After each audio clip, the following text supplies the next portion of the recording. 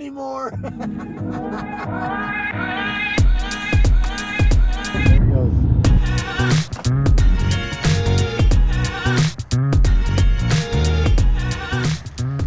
Hi, my name is Alex Larmey. We're here at Evil Octopus Jiu-Jitsu Academy in Pasco, Washington. It's kind of a little small spot in the eastern part of Washington State. So, dang, we're in a closet too. We're in a closet. We're trying to get the audio working. Yeah. So, man, this is an awesome facility. As I walked in, I told you I really liked octopuses in general. I don't have one tattooed on me. If it were to be my next tattoo, it definitely would be my next tattoo. Yeah. But lots of cool artwork.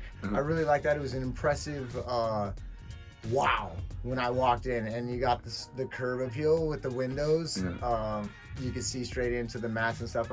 I travel a lot. I see a lot of gyms. Just wanted to compliment you on awesome, that. Man. I thought it was a pretty cool. I'm sure you get that a lot though, right? Yeah, I mean, like the funny thing is that like a lot of the guys out here, they don't know anything but this. So like usually when people come in town, they're like, this is awesome, and they're like, oh, this is what we have on a regular basis. But we try to make it as cool as possible, and we love it. So I was starting with the day eating lunch with a friend of mine, Juan, who coincidentally is one of your students, and his son's training here right now. And I was in the Army with him in Iraq in 2003-4 time. We were OIF 1 veterans together, and he got me to come over here, and he got me to come down to Tri-Cities from when he drove up to the Spokane tournament. Yeah. And he was like, hey, you got to come down here. And he told me a little bit about your quote-unquote style. He said you got a lot of police officers up in here, and he trained a lot of good guys like that. And that's a little bit of, quote-unquote your style. Yeah. And so tell us a little bit about your story and some of the story behind why you get the opportunity to train so many law enforcement.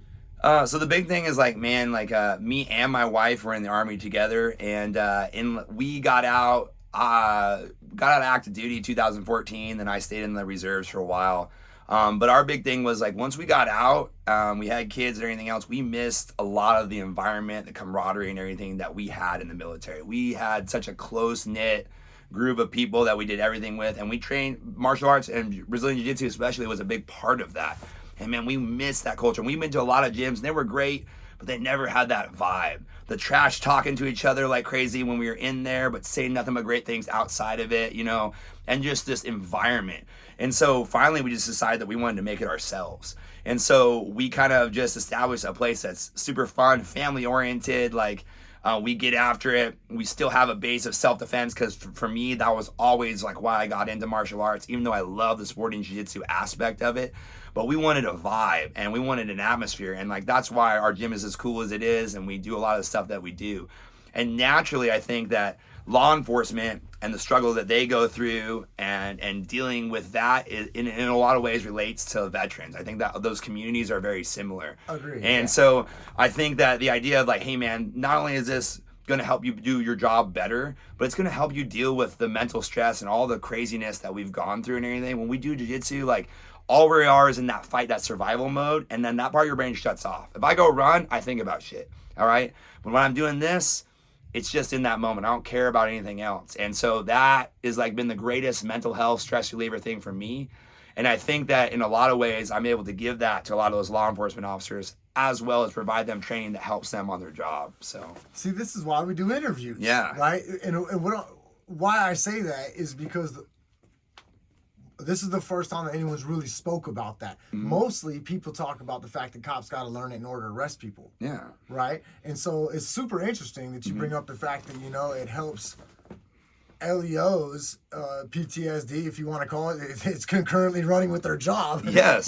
So it's a very good and interesting point that you bring up that it helps. We all say it's a stress reliever, but then in the jiu-jitsu online community, all we're doing is dogging cops online with how they need to learn jiu-jitsu better, know? So it's good that you bring up the fact that, it's mental health for them, because to be honest, a lot of police officers just see the gutter. Yeah. They don't really see the great side of society all the time. I've gone on ride-alongs. I have friends. Yeah, there's Beverly Hills cops, and then there's East LA cops. So there's different beats, of course, too. But excellent point. Excellent point. I've always found that like people typically start jiu-jitsu for one reason, they stay for another, and that's the biggest thing that I've found. And like I can tell you that, like, just yesterday, like, one of my students, you know what I mean? He came to me and he's like, dude, I'm having a horrible day. I'm like, let's train, dude. Like, you know what I mean? And then, like, later on, he tells me, he's like, first one on the call, 3-story building, 4-year-old falls out the window playing, hits head first, air lighted out to the hospital. And you know what I mean? And then, like, at least for that hour, he's around people that care about him. He doesn't have to think about it. He's doing something that's physically, like, a release of those emotions. You know what I mean? Like that. Yeah. And, like, to give that to people, like I said, and that's why I think that, like, a lot of veterans that train, like, they don't understand. It's like, you have some certain skills, but the biggest thing is, like, you have relatability. And, like, people have trauma out there and you experience it, whether or not you have high levels of PTSD or whatever, but you're part of that community, you're part of that, been through that relatability and everything. And, like, to me as a coach and as a leader, that's one of the most important things I do is, like, it's helping people be better people, helping them be better community members and everything else. And so that's why, like, the community, the vibe, all that stuff for me, I love that you're here bringing this competition to us and everything else. And I love that aspect, but more than anything, I could care less about the medals and everything else. I care more about that struggle, like that manifestation, the thing that people go through, how they react to all of that and everything, the way it betters them. You know what I mean? Like I originally started the martial arts and jiu-jitsu for self-defense. Yeah. And I completely 100% as a tournament owner. I mean, I did everything from corner guys in the UFC to teach mom and pops and police departments myself in military. I taught foreign military, so that's and because I was in the military, and because of some of the beginning reasons of the early fight, and I think it's because I started jiu-jitsu in the '90s that it really reinforced the fight aspect, you know.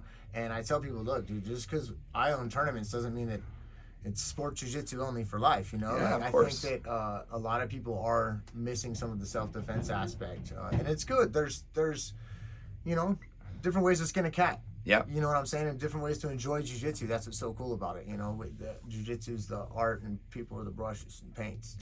It's true. It's a big manifestation of their personalities and everything. So tell me a little bit about your jiu-jitsu story, though. How did you start training, whether it was martial arts first or jiu-jitsu? So I've been doing martial arts my whole life. I was one of those ones that, like, grew up doing karate and everything.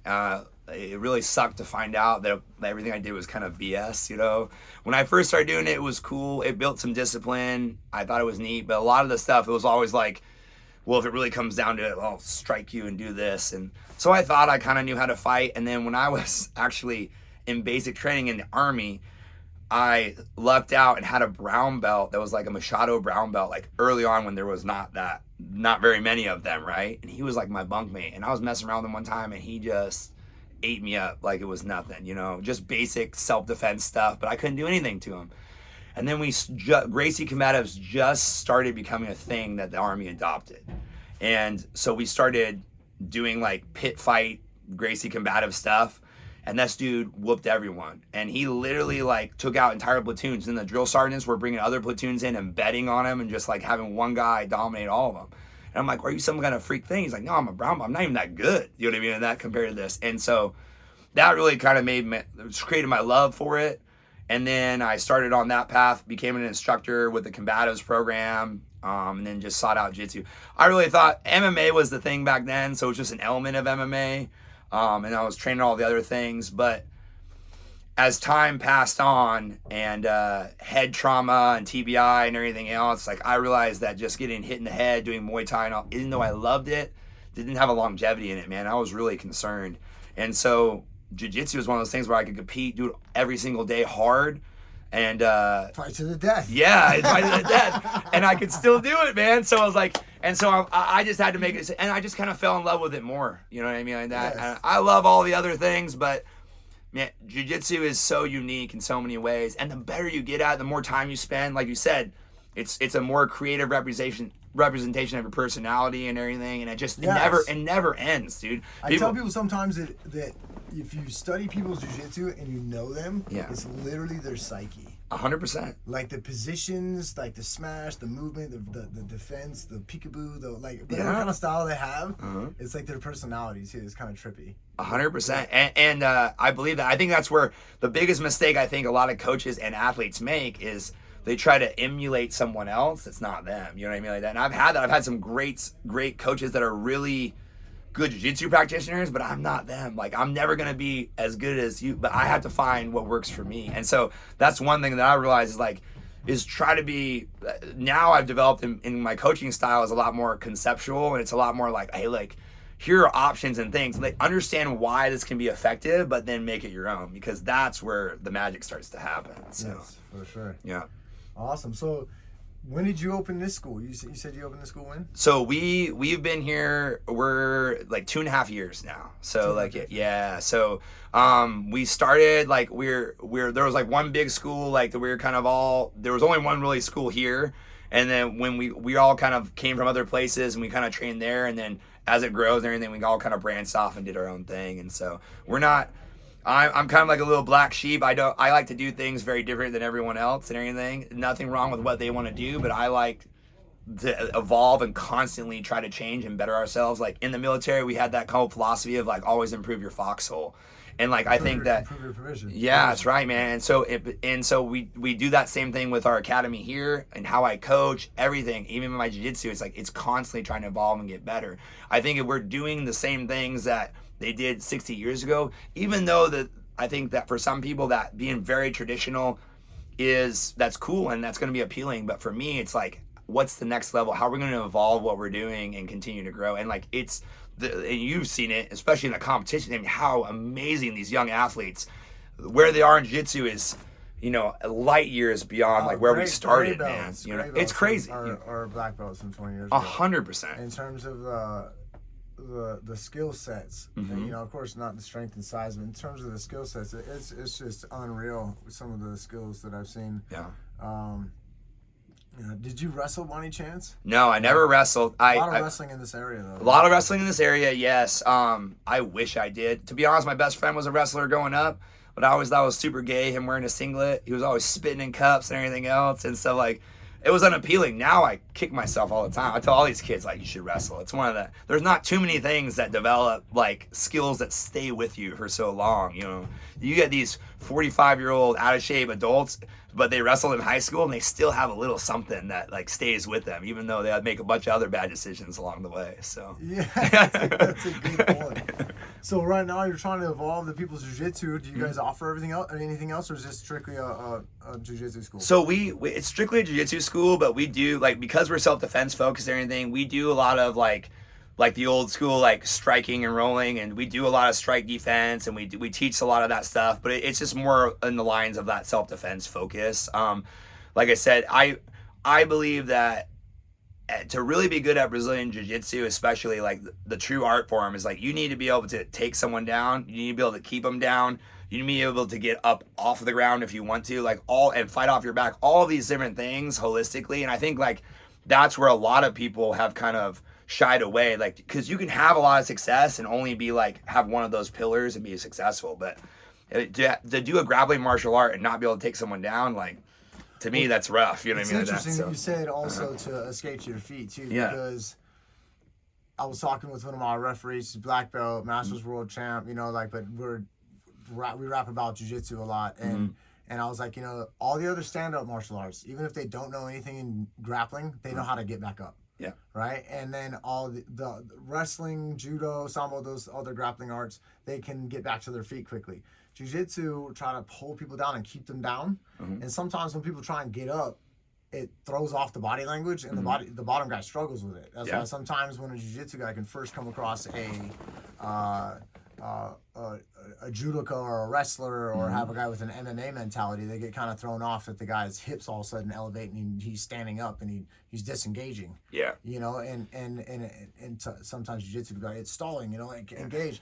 But there's also there's a lot missing there. Like, you can't always fight on the ground in self-defense. You need to get back up. 100%. In true self-defense, like, it's all about mobility. Like, mobility, it gives you the idea of the transition, like, and everything else. So when we're teaching law enforcement, teaching military, that's the number one thing. So when we make decisions about, like, if I'm fighting some dude on the street, like, yeah, being on his back, maybe if I'm choking him out, like, I have no other options, but I'm limited. So even though it's the most dominant position in sporting jiu-jitsu, it's limited with my ability to be mobile. You know what I mean? And mobility, like, in self-defense is really important. So you should always be able to transition and move out and have mobility in mind, And I think that when your point, we talk about the evolution of, like, current jiu-jitsu, the biggest thing is your ability to, it used to be like that we have like this gentleman's or gentlewoman agreement that like you're gonna play bottom, I'm gonna play top. You know what I mean? Like that. Like maybe we fight for a takedown, but most of the time it's like you're passing my guard or I'm playing off my back. But and so we kind of get used to like that's how we train. A lot of places train that way. And like in the tactical world, we talk about like the OODA loop, where like you get in this cycle of things, like observe, you orient, decide, and you act. And like when you play on your back and I'm like, okay, I'm passing your guard now. I'm focused on doing these things, and I get in this pattern of trying to defeat your legs and close the distance and gain an angle and like all that kind of stuff. So anytime you go from playing guard and you wrestle up, or you like you're fighting for a takedown and then you pull and then you go back up and down, it constantly like throws people off of their OODA loop. So now you're like, wait, am I wrestling? Oh, wait, no, I'm passing the guard. Wait, no, he's back up. I'm wrestling. And it's all about getting like 2 steps ahead of your opponent. That's where like the chess game of jiu-jitsu happens. So if you can throw them off, and like it's a lot easier to get ahead of people. And so like you see the evolution of contemporary jiu-jitsu, especially at least in no-gi. You have that guys wrestling for grips to pull guard, wrestling from the bottom all the way up, and like you see how that really seems to have problems for people, you know. And I think that's a big part of the current evolution of jiu-jitsu. Yeah, I call it the great merge. Yeah. And I was talking about that earlier with no-gi, especially like you're saying in America, and I think it's got another decade for sure. But the merging of wrestling techniques with jiu-jitsu, even mat wrestling outside of just singles and doubles and that kind of stuff, like switches and hand fighting differently and just many different techniques, cow catchers and that kind of stuff. Turtle breakdowns, you know what I mean? All that kind of stuff. Even like we see a lot of pin controls and stuff like that utilized for back takes and everything else. Like a lot of that stuff, people think like, oh, it's new. It's like, no, it's just we catch wrestling, regular wrestling, collegiate wrestling. They've been doing it for a long time. It's like now we're just finding areas and where to like utilize and evolve that, you know? Yes. Like the biggest thing I say is like back takes, right? So back takes from a turtle position used to be like seatbelt grip and rolling and everything else. And now you see predominantly like leg rides and like quarter Nelsons and breaking people down that way, like which really comes a lot from wrestling, you know? And so yes. How do you feel about leg locks in the self-defense world? I mean, I think that anything anyone can do, like good self-defense is being aware of anything, being able to intelligently defend anything that can be done to you. You know what I mean? Like that. Like, I think leg locks have its place. I like leg locks a lot. But obviously, again, it's based on each circumstance. You know what I mean? Like that. There's a place where like, if I'm going to blow your knee out or whatever it is, and then get back up on top of you, then that's going to be advantageous. But we have to be mindful when we're talking about self-defense. Mobility is an aspect we talk about, and then punch protection. You know, we've seen in MMA, unfortunately, like, you know, guys like Gary Tonin and everything else, where it's like backside 50-50 and getting hammer fists, you know what I mean, to unconsciousness might not be the best bet, you know. So I tend, especially in self-defense, to not do anything leg lock related. But again, if I'm on my back and I break someone's leg and knock them down, and I'm going to utilize whatever I have. So cool.